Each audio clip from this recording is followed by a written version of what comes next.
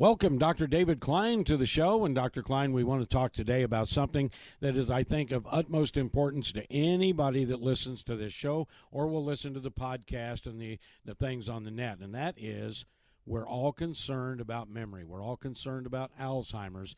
And before President Reagan, we never really thought of Alzheimer's. It was kind of like, as I remember it, I had a grandfather on one side of my family, and the family kind of explained it to us that when we went there on holidays, that Grandpa Little doesn't feel so good, and so he's not going to come out and mix with the family.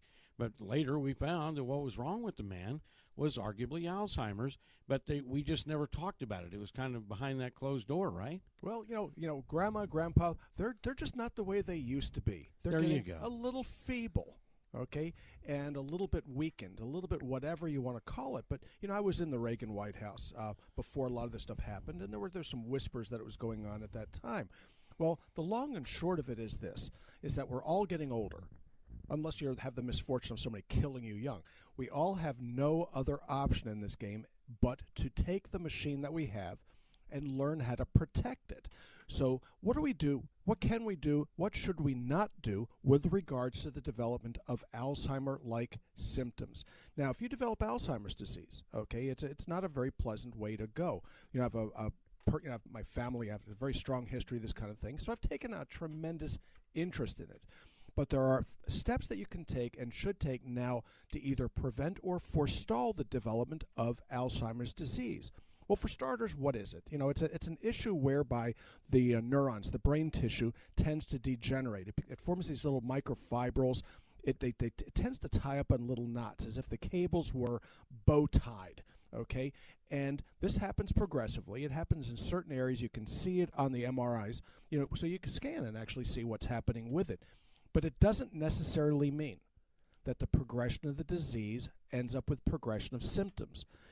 We have lots and lots of old people. Look around. You're going to see people in their 90s. You're going to see people older than that who I can guarantee are going to have enlarged ventricles in their brain. It's going to be that way. Yet they're just as sharp now as they were 20, 30 years before. So what is it that you can do? Well, for starters, let's look at the phenomenon of treatment of Alzheimer's. What do we do to treat Alzheimer's? We give people medications that are prohistaminic and proserotonergic. Well, what does that mean to you? It means that every time you pick up a cold medication, which is anticholinergic and these antiserotonergics, you're actually causing symptoms that are going to look like Alzheimer's disease. Oh, congratulations. Okay, so you have the sniffle, you have a little bit of a cold. Not only will these medications not do you any good with regards to the progression or curing the illness, but they actually will make you progressively more like great grandma. It is not the way to go. So the first thing anybody over the age of 50 needs to do is pull antihistamines out of their diet. Well, guess what? If you have allergies, there are other things you can and should do, but antihistamines don't rank at the top of the list. Well, whatever happened to things like high-dose folic acid, which has been demonstrated, in addition to the fact that it costs less than $5 a month, to be able to forestall or prevent the development of Alzheimer's? Okay, gee, how interesting is that? I've been using the medication for 15 years. I've got everybody in my family on it, and anybody willing to listen to me on 5,000 micrograms of folic acid. Why? Because it reverses plaquing of the arteries. The small vessels to the brain are very, very sensitive to atherosclerotic changes, things that happen as a result of cholesterol levels. Well, guess what? High-dose folic acid will lower cholesterol, and it does it predictably, does it cheaply, and oddly, it does not seem to have a single side effect attached to it. Yeah, 4 months, $15 in my office. Piece of cake. What else? Okay, interesting research coming out of Europe. A receptor called the MAPPreg, that's MAPPREG receptor in the brain, which is a receptor to a hormone called Pregnenolone. This is not progesterone. It's a precursor called Pregnenolone. Pregnenolone is the immediate transfer agent from cholesterol. Cholesterol becomes pregnenolone through one enzymatic change. So guess what? Cholesterol is bad for you. We give people statins. Pregnenolone levels drop.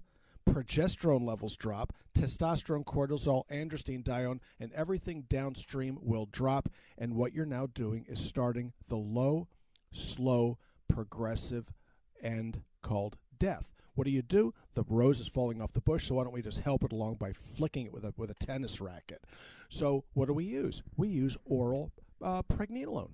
This stuff is cheap. In Europe, it's illegal as an anabolic steroid. Here, happily, it's over the counter. Go figure that one out. The Europeans really may not be smarter than we are, in spite of the fact they have accents. Well, I tell you what, I take the Pregnenolone, and because, in this business, you got to come up with things quick. You got to have your mind working right. And we've had some problems in the past year after my little accident, so this really helps me. It makes a difference, doesn't it? It truly makes a difference. I can tell when I run out. Well, don't run out. We've had that discussion before. I take 60 milligrams of Pregnenolone every day. Why? Because I believe strongly enough in it that it's cytoprotective with regards to the development of Alzheimer's disease. Mm-hmm. What's more is it converts directly into the other hormones that are created in the adrenals and gonads that are necessary to health. So on the one hand, why do we worry about hormone replacement therapy, bioidentical hormone replacement, if all we're going to do is look at testosterone, progesterone, and estrogen, when in fact Pregnenolone, DHEA, cortisol are equally, if not more important than the others? Why? Because nobody seems to want to look at them. So I start at the top, work my way down, and what does the stuff cost us? Very, very inexpensive in the office, about $20 a month. Mm-hmm. And that way, you're getting something done right, constructively. And you'll feel it quickly. Mm-hmm. Now, with regards to medications like Pregnenolone, okay, it's a steroid. It is a hormone.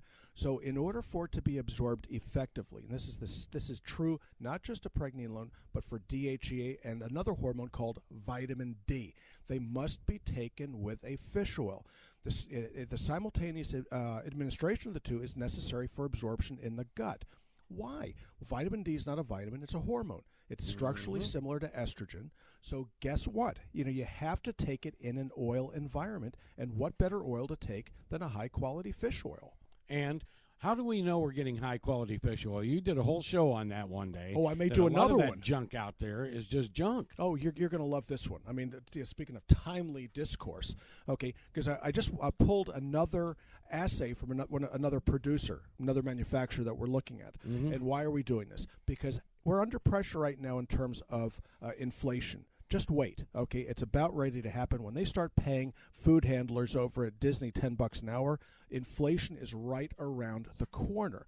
Well, my producers, manufacturers, and so on and so forth are now jacking their prices up. Why? The dollar is strong. A lot of these products come from outside the country. Mm-hmm. The prices are going up. So we're interviewing another manufacturer to try to keep the prices as reasonable as we can. And the first thing that we do is pull assays. This is how it's done. It's all done according to National Science Foundation protocol, and there it is. If you don't look at the assay, you don't know what you've got. So one of the little nifties that we're planning to do in Stages of Life is to start posting these assays to the internet. Nice. Well, if you want to know what's in it, go ahead and hit the QR code with your phone, and up comes the assay. That's really what the next step to what we're doing, because we don't want to be lumped in with a bunch of other rather unscrupulous individuals.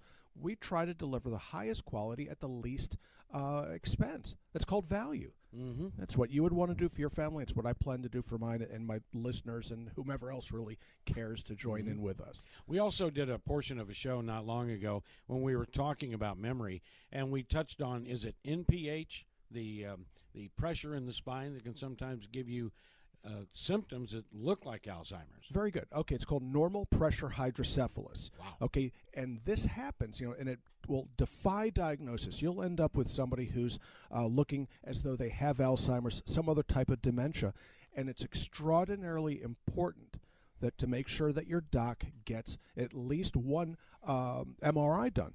Because if you start seeing signs and symptoms of normal pressure hydrocephalus, this is a reversible cause of dementia. You catch it early, the damage doesn't get done. You catch it late, it's oh well. So how do you fix it? A little bit of a shunt, no big deal, and it's done. It's one of those sorts of things that you really do not want to miss. Ask your doctor about normal pressure hydrocephalus. If you get a blank look, then maybe you need to do your own research and find another doc. How much is it? How many misdiagnoses are we seeing in our society now because people naturally think it's Alzheimer's? Well, okay. in my practice, one of the things that I used to like teaching the residents that would flow through, or the other doctors that would spend time with me, is that the most common diagnosis in my office was misdiagnosis. They don't end up at my office because people know what the heck they're doing, and that's really unfortunate. All right, Robin, can you bring us up to date on how we can take advantage of the stages of life? Our phone number is 407-679-3337, and our website is www.stagesoflife.net.